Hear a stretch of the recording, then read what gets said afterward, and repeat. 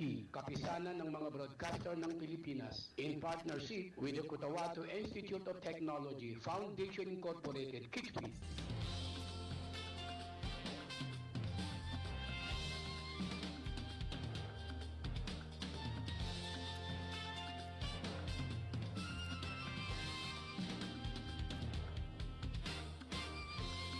Over the nation, we're here for you. Friendly companion wherever you are. Giving the latest news and playing the best music that you love. More than 100 stations nationwide, broadcasting live. We are the biggest FM radio network. Radio Natin. Your favorite radio. Bridging the entire archipelago. Radio Natin. Your favorite radio. Radio. Radio Natin. Your favorite radio. Bridging the entire archipelago. Radio Natin. Your favorite radio. Radio Natin.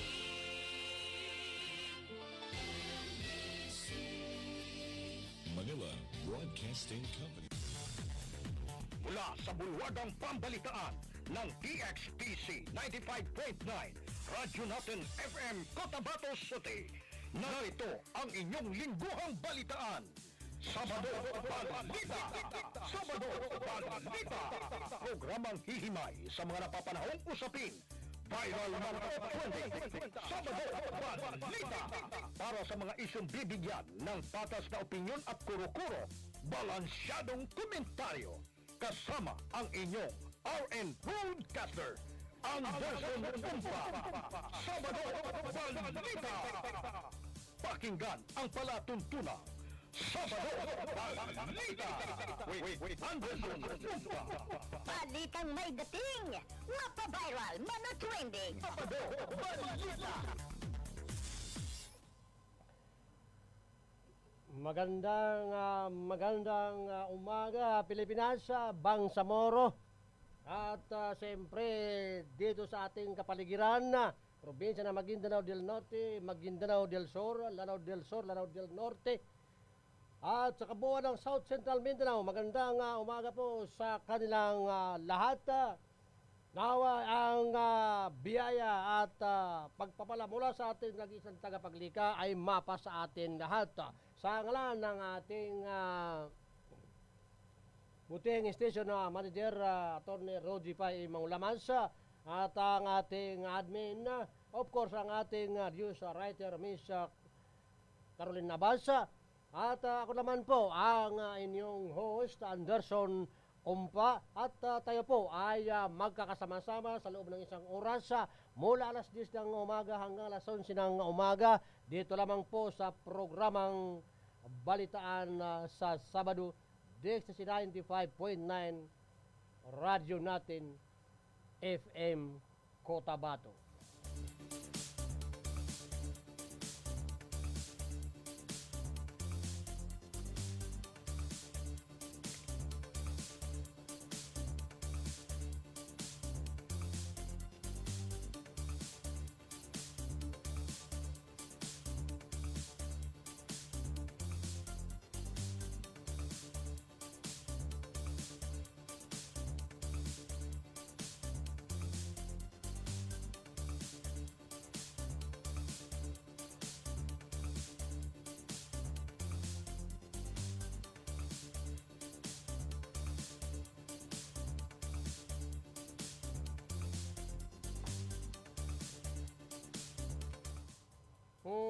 Sa awa ng Diyos ay tila wala na yatang katapusan itong usapin sa mga maanumalyang proyekto ng ating pamahalaan na kung saan ay hanggang sa mga araw na ito ay hindi pa nagkakaroon ng pinal ng resulta ang investigasyon kung sino ang mga may kinalaman involved dito sa maanumalyang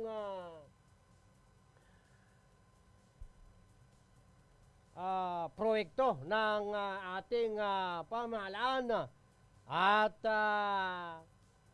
mayroon lamang mga opisyalis mula sa DPWH mula sa mga contractors ang sinampahan ng kaso ng ni Secretary Vince Dizon ng DPWH at ang sinisigaw ng bayan na kung saan ay mga matataas na opisyal ng ating pamahalaan ay wala pang hindi pa ito nasa sampahan ng kaso. At yun nga, at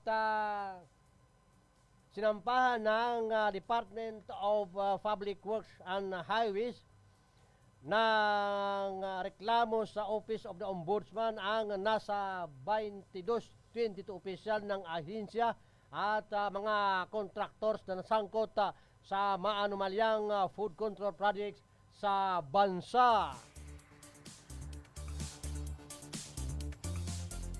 Ayon kay DPWH Secretary Vince Dizon, mga kasong malversation of public funds, strong falsification of public documents ang inihain nila sa mga naturang respondent.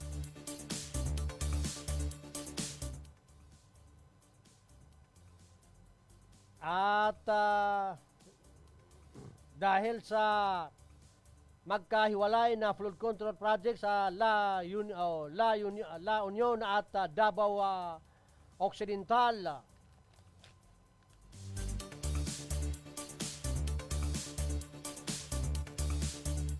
kinumpirma naman ni Dizon na kabilang sa mga kakasuhan ay ang St.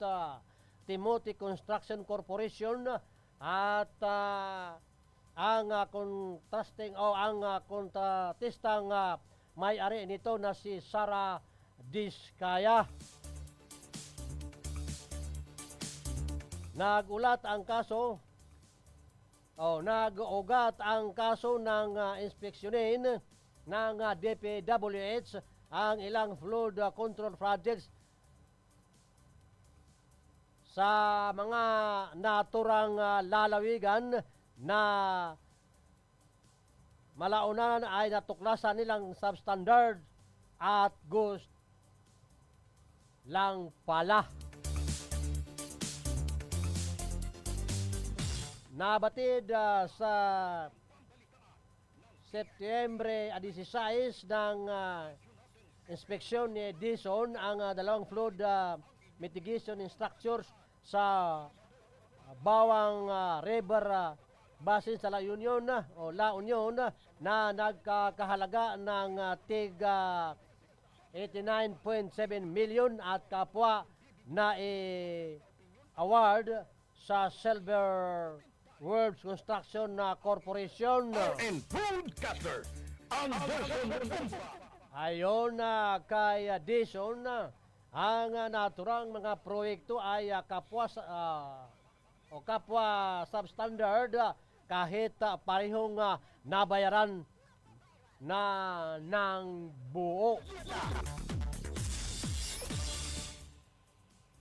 Ininspeksyon din naman ng kalihim ang isang proyekto sa Davao Occidental na nagkakahalaga ng 96.5 million ngunit datoklasang ghost project lang pala.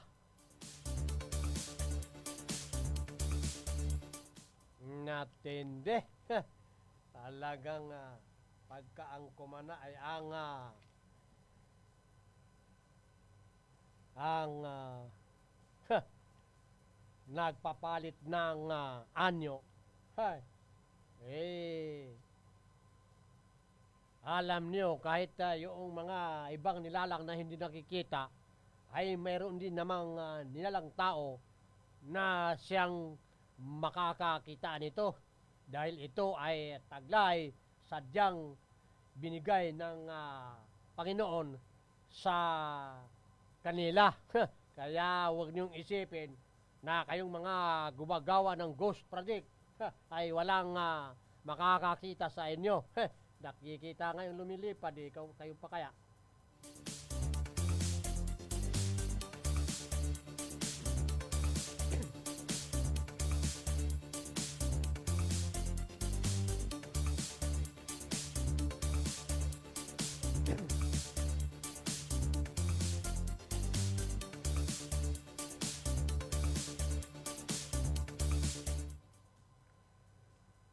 Kaya nga,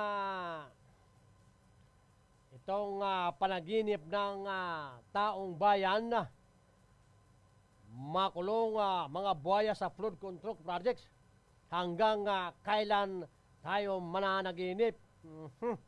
Talagang hanggang kailan magtitiis ang madlang Pinoy habang nilulunod tayo hindi lang ng baha kundi ng garapalang pagnanakaw.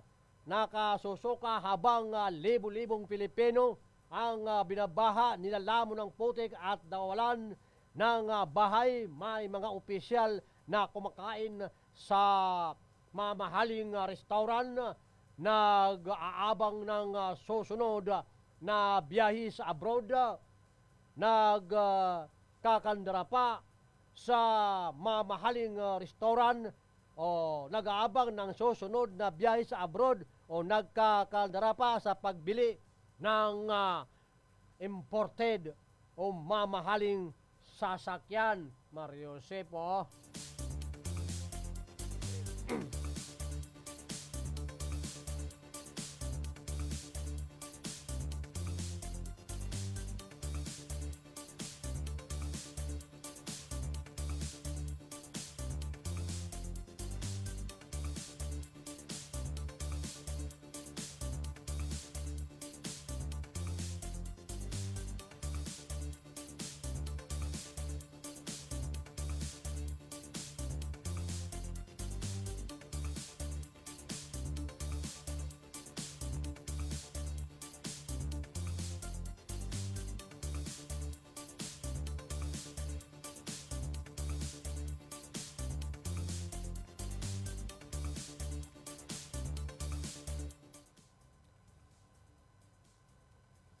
At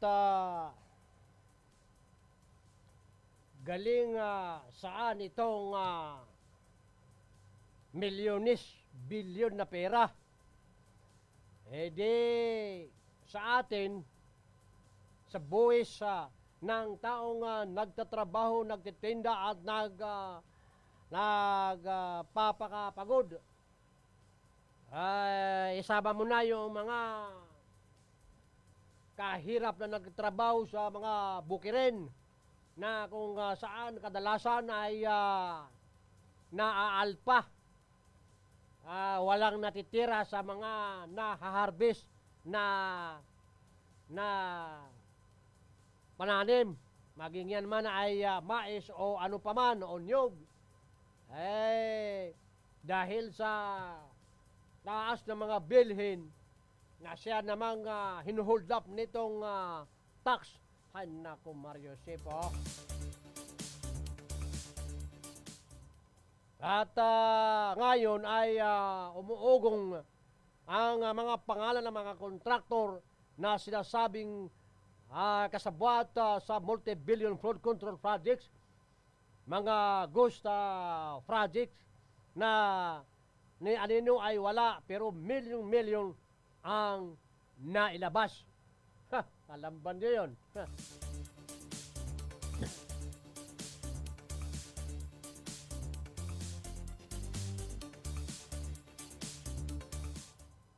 At kung totoo man ito,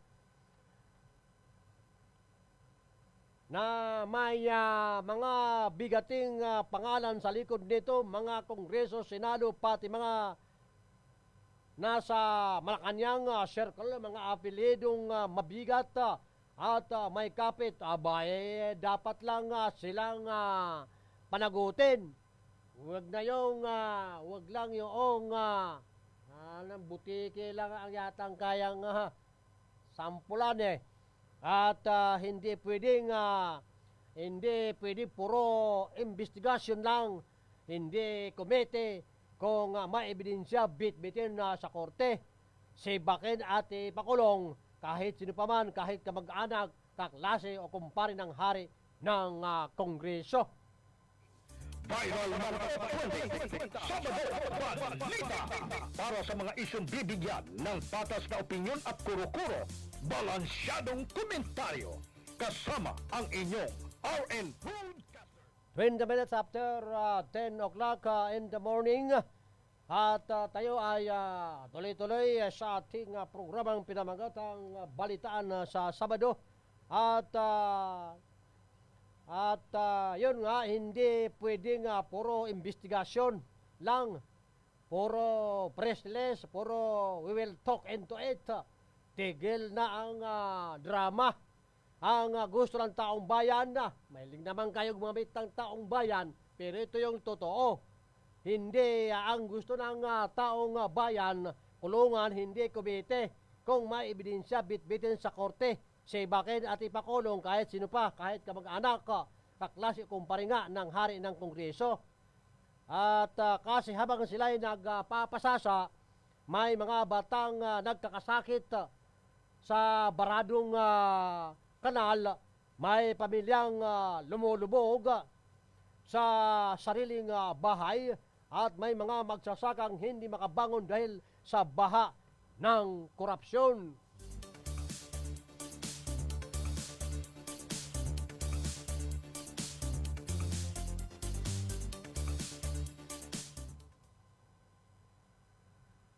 Sawa na ang sambayan sa panaginip at gusto natin gising sa hustisya. At kung makulong nga ang mga buhaya sa flood control scam na yan, doon palang tunay na huhupa ang baha ng galit ng taong bayan.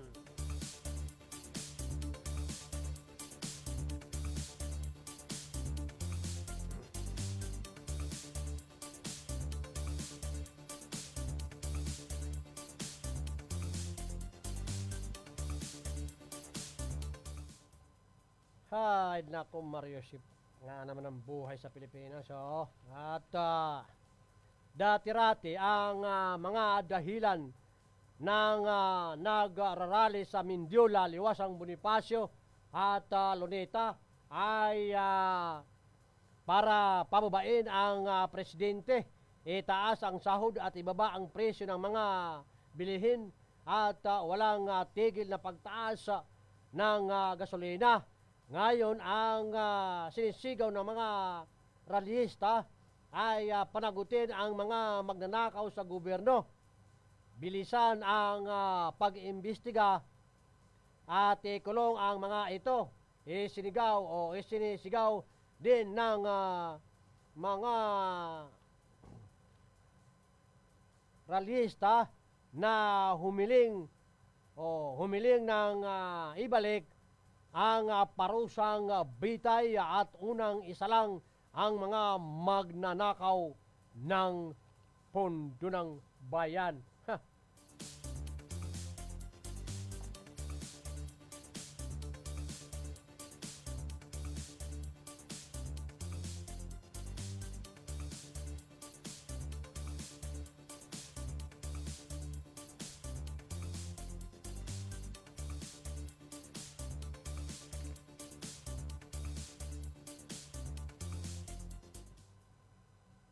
Ngayon lamang nangyari na masyadong nag-alala ang mga Pinoy sa nangyayaring korupsyon sa bansa mula nang pumutok ang anomalya sa flood control projects na una nang binanggit ni Presidente Ferdinand Marcos Jr. sa kanyang third SONA noong nakaraang Hulyo. Hindi natahimik ang mga Pilipino o mapaw ang galit ng mabisto ang 15 private contractors na may mga kakutsabang opisyal sa Department of Public Works and Highways, DPWH, lalo pang kumulo ang galit ng mga mamamayan sa maraming kongresista at senador ang tumanggap ng kickback.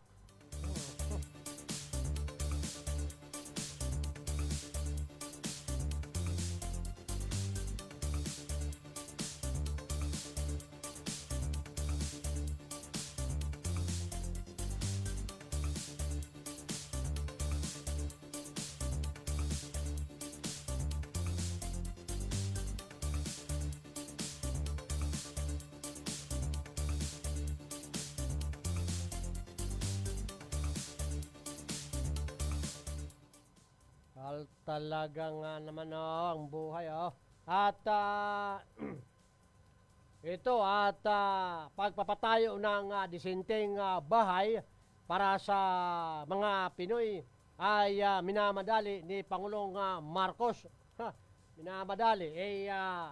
Ang daming nakatiwangwang dyan ng mga pabahay. Taon ng binilang hindi pa maipamigay dahil kinakain na ng mga pinamumugaran ng mga paniki. At nais ni Pangulong Ferdinand Marcos Jr. na madaliin ang pagpapatayo ng mga pabahay sa iba't ibang bahagi ng bansa sa talumpati ng Pangulo sa National Housing Expo sa World Trade Center sa Pasay City. Iginiit nito na hanggang mayroong mga Pilipino na nagnanais ng sariling tahanan ay hindi titigil ang pamahalaan sa pagkilos at hindi hinto sa trabaho. Sinabi pa ni Marcos Jr. na palalakasin ang ugnayan ng pamahalaan sa key shelter agencies, mga lokal na pamahalaan sa mga lokal na pamahalaan at pribadong developers. Sa mga napapanahong usapin, viral man 2020, Sabado, Balita. Para mapadali ang konstruksyon ng expanded pambansang pabahay para sa Pilipino program. Konstruksyon ng tinatayang nasa 57,000 anya na membro ng Pag-ibig ang nakalipat sa sariling bahay o napaayos ang kanilang tahanan habang nasa 75 billion na rin ang naipautang sa halos 3 milyong borrowers ng ahensya.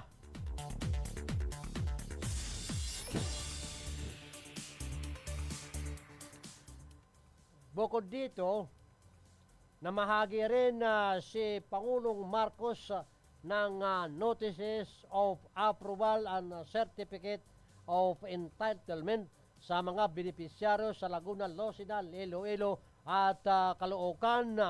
Taong 2022 nang ilunsad ni dating Housing Secretary Jose Rizalino Acuzar ang forfeits program kung saan target nitong magtayo ng bahay ng 1 milyon kada taon para matugunan ang 6.5 milyong housing backlog. Sa kabila nito, aminado naman si Acuzar na malabong makamit ang naturang target dahil sa isyu ng lupa at mga road right of way.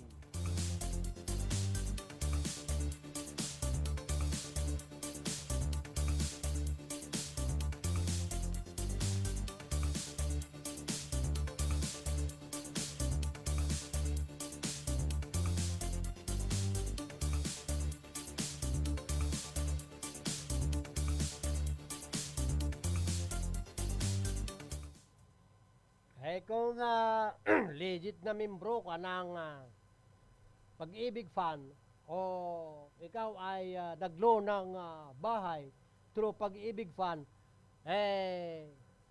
maaaring walang kaduda-duda na mangyari ngayon na makuha mo yung nais mo. Ang problema ay maraming mga dinadaanan nitong usaping pabahay. Mayroon nandyan yung pwede ka rin dumaan sa SS, pero pahirapan din ang approval sa SS. At meron din namang ahinsya ng pamahalaan na kung saan ay pwede ka rin dumaan doon.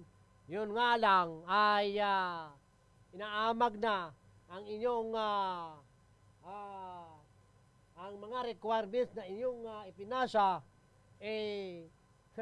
tao ng binilang ay wala kang matitirahan, malilipatan na bahay ng inyong inaplayan. Mario Joseph, kahit dito nga lang sa probinsya na Maguindanao del Norte, huwag na tayong lumayo. Mario Joseph, kahit na isa-isa natin yung mga pabahay dyan na hanggang ngayon ay mga nakatiwangwang, pinamumugara ng mga ibon na nangingitlog. Ay, naku, baka may ahas pa sawa doon sa mga naiwan ng sorry. Tiwangwang na mga bahay. Mario Joseph, at magtrabaho naman tayo, hindi puro release, press release na lamang. At yung doon tayo sa mga makatutuhanang gawain, proyekto na isinasagawa, hindi puro Mario Joseph, at siguro mas higit na kayong nakakaalam sa mga bagay na ito.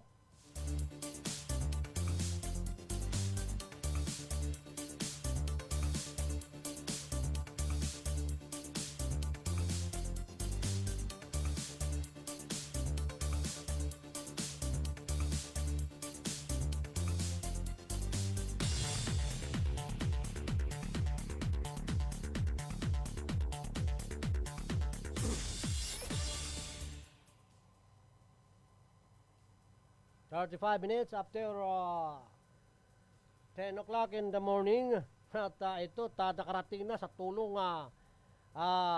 ng NBI, hingi sa background check ng 14 DPWH sa Apuentes. Hey, Mario Joseph, at minsan makakapag-iisip tayo o bakit at background hindi ka naman ang mga nagnanais o mga aplikante sa mga ganitong mga sensitibong posisyon ay alam mo na yan kung sino yung taong nag-a-apply, Mario Joseph, kasi mga before na yan, may mga hinawakan na yan ng mga project o may mga hinawakan na yan na posisyon sa mga nakaraang administrasyon, at alam mo na kung anong mayroong takbo ang kanyang sistema.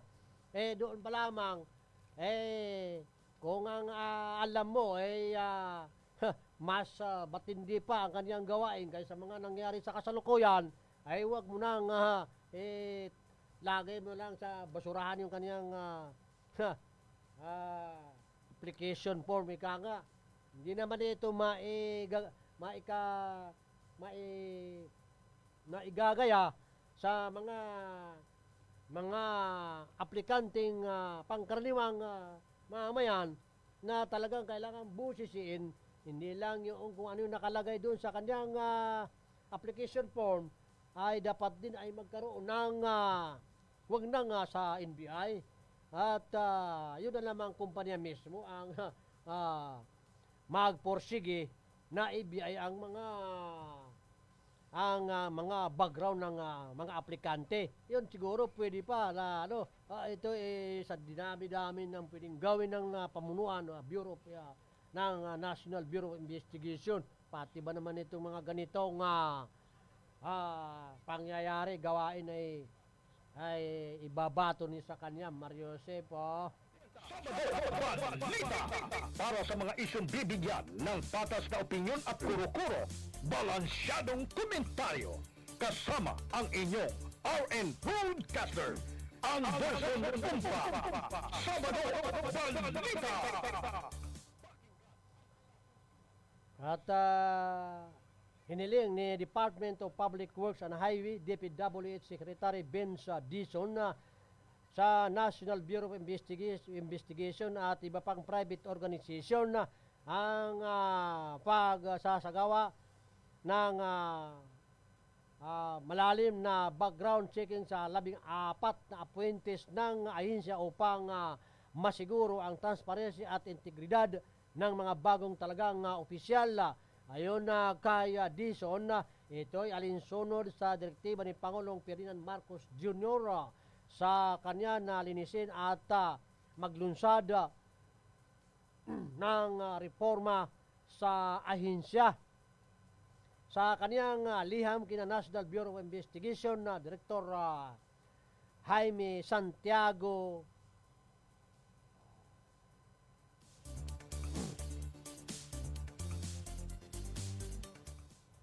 Institute of Corporate Directors ICD Chair Benedicta Baladad, Management Associations of the Philippines MAP President Alfredo Panlilio at Philippine Chamber of Commerce and Industry PCCI President Consul Inonina Mangyo.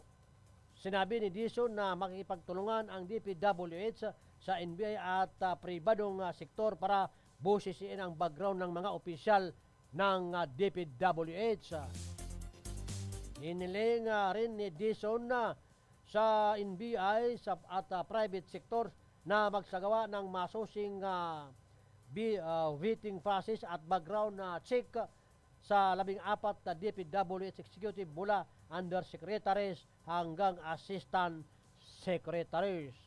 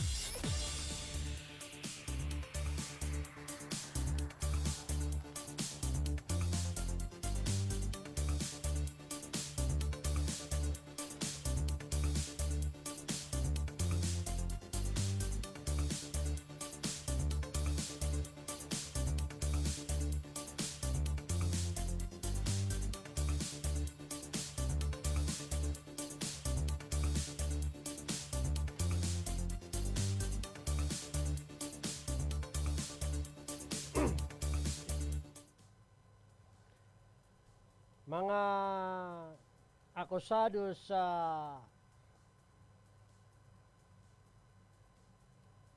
korupsyon sa flood control posibleng makulong na bago magpasko. Ayon kay Dizon, maaring maaresto at makulong na sa Pasko ang ilang akusado sa korupsyon sa flood control projects. Ayon kay Department of Public Works and Highway Secretary Benz Dizon, sinabi ni Dizon na ang unang individual na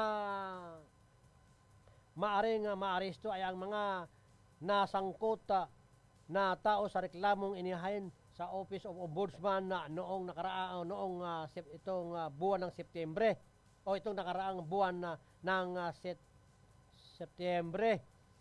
Kabilang dito sina dating DPWH District Engineer Henry Alcantara at dating Bulacan 1st District Assistant Engineer Brace Hernandez at JP Mendoza. Gayon din ang kontraktor na sila Sara Diskaya ng St. Timothy Construction Corporation.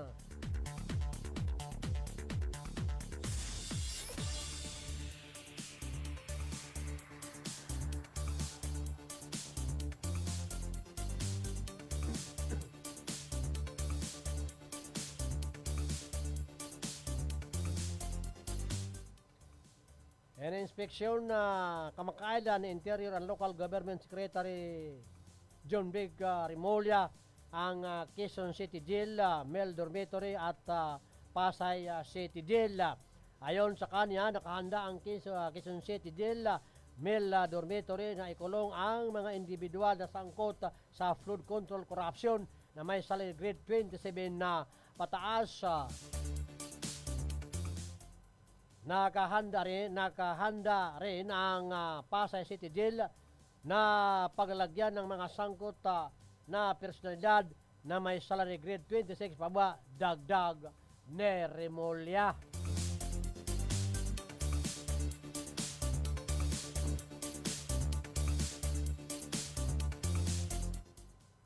Kawawa naman ang nasampulan yung mga butiki lang. Yung mga butiki lang ang nadali. Pero yung mga tinamaan ng Lentek patuloy pa rin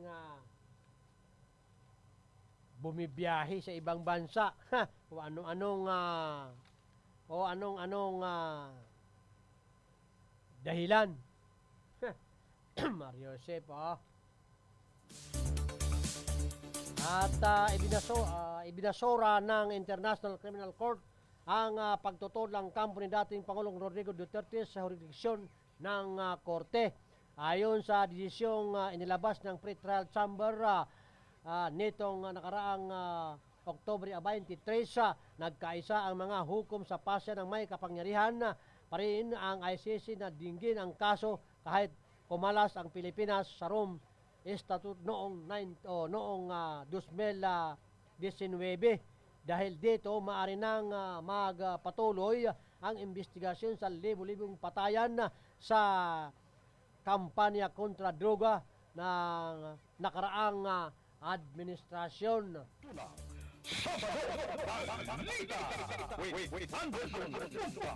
Balitang may dating, mapaviral, manotrending. 45 minutes after 10 o'clock in the morning, itong Mario Josep, at hindi ito ganitong mga ipagpatuloy. Itong mga sangkot dito sa hindi na natin ito maituturing na aresto sinasabi nga ng nakakarami ay kinidnap, ay pagka-kidnap ay siguro alam niyo kung anong kaso ng mga kidnappers. Sino ba itong mga nagtulong-tulong na mga kidnappers? At doon nilagay na alam na natin na hindi na tayo membro nitong ICC. Siyempre, at pagka kumilos kasi ang buhaya, wala nga, lahat ng dadaanan dyan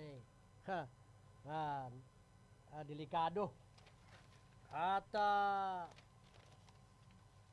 yan naman ay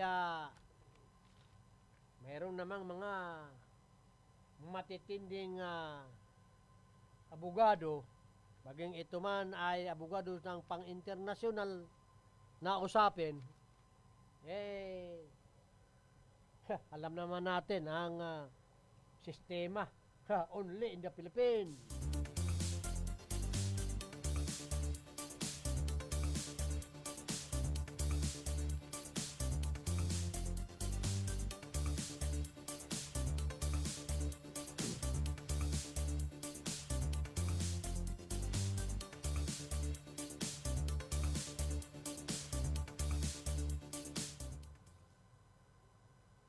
Lahat na yata ng problema ay andito sa bansang Pilipinas. Ang hindi ko lang napapanood sa television, nababasa sa mga magasin, bahayagan, naririnig sa radio na tila siguro kaya wala tayong nababalitaan, maganda siguro ang pamamalakad doon. Pero bis sa ating karanasan, dahil minsan din tayong napadpad dyan sa Batanes, kaya dyan sa lugar ng Batanes, ay wala kang gaanong makitang mataas na bahay. Dahil yan ay prone sa maaring dyan na dumadaan ng bagyo, papasok sa Luzon, o maaring dyan ding lumabas. Kaya walang gaanong nagpapatayo na bahay na mataas dyan sa Batanes. At dyan ako nakakita ng mga tindahan na may nandyan lang yung presyo, may tag nga yung paninda at wala namang bantay. Kukuha ka na lang, lalagay mo na lang doon, yung doon sa parang alkansya ang bayad mo. Wala rin naman akong makita ang kamera. Ewan ko lang sa ngayon kasi uso na ngayon ng kamera, medyo may katagalan rin yun. At siguro baka hanggang ngayon ay ganun pa rin, pero ewan ko lang. Pero siguro at yan lang siguro ang natitirang sa lugar ng Pilipinas na wala tayong naririnig na mga di katagap-tanggap sa pandinig at mata ng individual.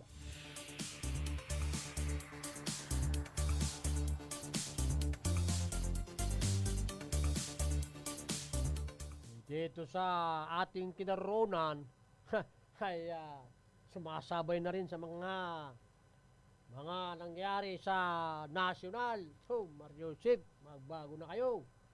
At lubos na ikinagalak ni Maguindanao del Norte and Cotabato City Member of Parliament Attorney Suharto Ambuluto ang paglahok sa katatapos lamang na Regional Constitution on the Bangsamoro Maritime Security and Law Enforcement Coordination Mechanism na pinangunahan ng Bangsamoro Ministry of Public Order and Safety, katuwang ang National Intelligence Coordinating Agency. Ito yung tinatawag na NICA sa pamuno ni Regional Director Noel Z. Plaza at Bangsamoro Attorney General Office sa bago na kinatawan ni Assistant Attorney General Muhammad Al-Amin M. Diol Keple. Layunin ng konsultasyon na pagtibayin ang koordinasyon ng mga ahensya sa pagpapaigting ng seguridad at pagpapatupad ng batas sa Bangsamoro Maritime Domain na kabilang sa mga ahensyang nakibahagi sa naturang konsultasyon ang Ministry of Environment, Natural Resources and Energy, MENRE, at Ministry of Interior and Local Government, MILG, Ministry of Agriculture, Fisheries and Agrarian Reform, MAFAR, Philippine Coast Guard, Barm Area o PCG-BA, First Marine Brigade, at unang Marine BDA Police Regional Office. Isyong bibigyan ng patas na opinyon at kuro-kuro, balansyadong komentaryo. At itong Bangsamoro Autonomous Region Probar, Philippine Drug Enforcement Agency at Ministry of Transportation and Communication, Bangsamoro Maritime Industry Authority o MOTC. Balitang may dating, mapaviral, manotrending. Binigyan din ni MP Ambuluto na ang Bangsamoro Maritime Domain ay may napakalaking potensyal, mayaman sa yamang dagat at mahalagang lokasyon para sa pandaigdigang kalakalan. Gayon pa man, patuloy nitong inaharap ang mga hamon ng pagkakasira o pagkasira ng kalikasan at kakulangan sa koordinasyon ng mga institusyon. Ayon sa mambabatas, ang pagsulong ng Bangsamoro Maritime Governance ay nangangailangan hindi lamang ng puhunan kundi ng political will, pagkakaisa ng mga institusyon at kolektibong commitment. Maaari natin gawing modelo ng katatagan, seguridad at pangmatagalang kapayapaan ang ating karagatan para sa pakinabangan ng mga bangsamoro at ng buong bansa.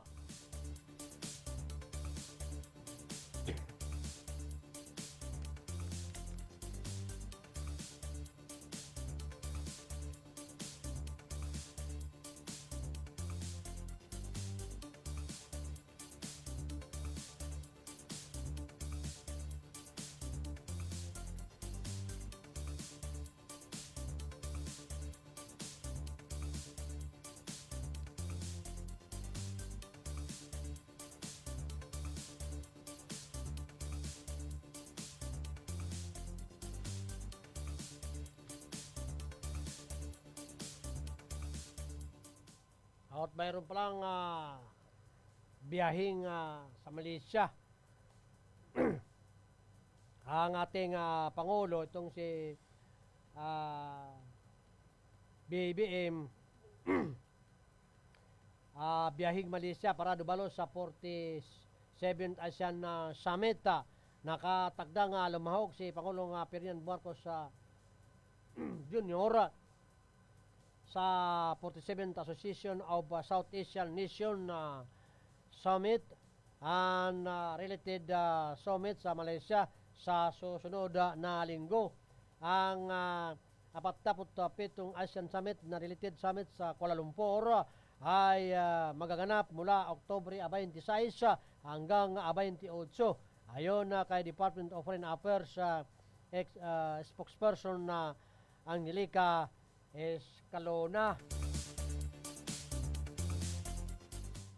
Anya inaasahan na isusulong ni Pangulong Marcos ang interes ng Pilipinas sa mga pagpupulong, kabilang narito ang 14 na leaders level meetings at maging ang tatlong signing ceremonies.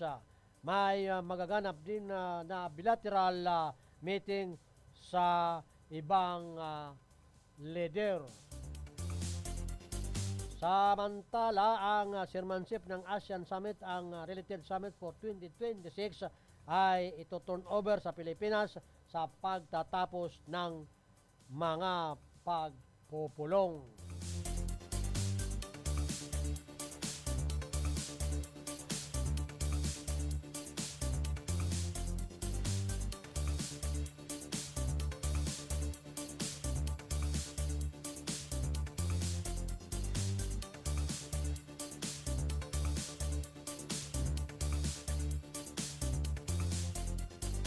DXTC 95.9, Radyo Natin FM of Manila Broadcasting Company, MBC Media Group is a proud member of the KBP, Kapisanan ng mga Broadcaster ng Pilipinas, in partnership with the Cotabato Institute of Technology, Foundation Incorporated, KICPI.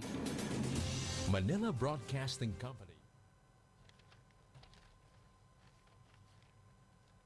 Community radio stations on December 16. Oplan linis bayan ikinasa sa lokal na pamahalaan ng lungsod. Katuwang ang Bureau of Fire Protection at Philippine National Police PNP nilinis ng lokal na pamahalaan ng mga ilang mahalagang pampublikong lugar sa lungsod ng Cotabato. Ito lamang nakaraang Oktubre 24, 2025. Sinagawa ng BFA ang flashing o pagbubumba ng tubig sa City Plaza of Cotabato, Mega Market sa Pasay City Arcade, Old Market na sa ilang malaking lansangan naman ang mga empleyado ng Cotabato City Government. Kasama rin dito ang 37 barangay at mga maritime battalion landing team, 6 MBLT 6 at siya namang pinangunahan ng City Environment and Natural Resources Office. And serving more than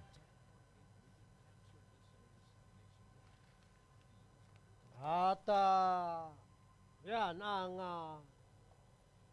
isa sa mga gawaing lokal na manatiling malinis ang ating kapaligiran upang sa ganon ay maganda ang ating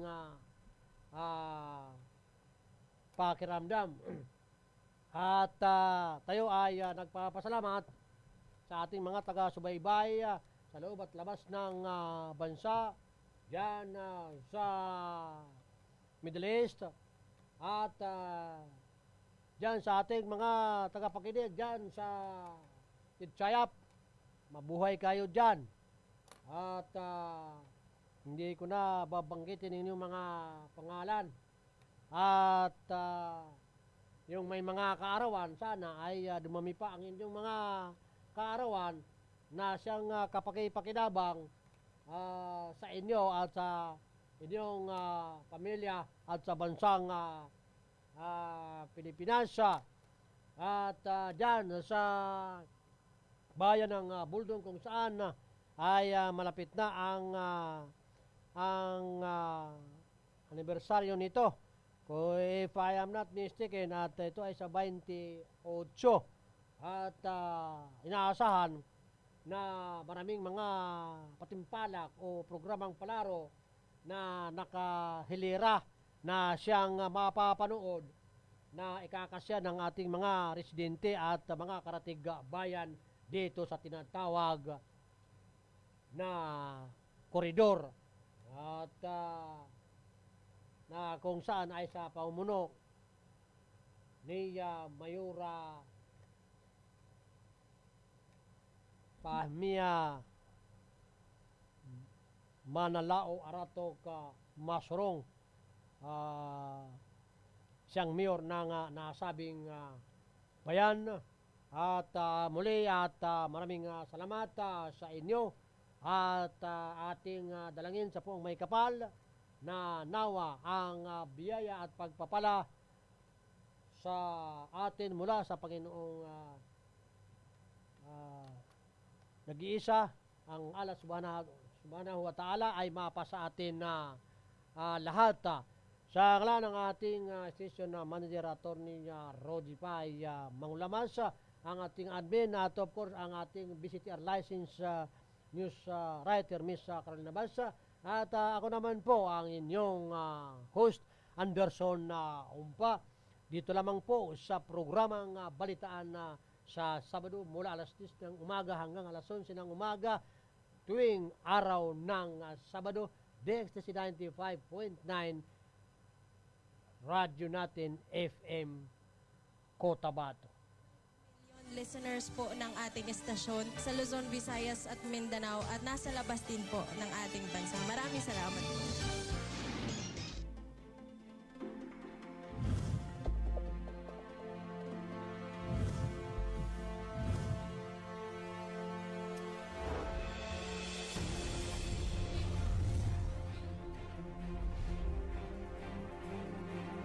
One radio network powering more than 100 stations. Heard in 81 provinces, 145 cities, and 1,490 municipalities. Giving voice to more than 300 Radyo Natin announcers every single day. DXTC 95.9 Radyo Natin FM of Manila Broadcasting Company, MBC Media Group is a proud member of the KBP, Kapisanan ng mga Broadcaster ng Pilipinas, in partnership with the Cotabato Institute of Technology, Foundation Incorporated, KITSP.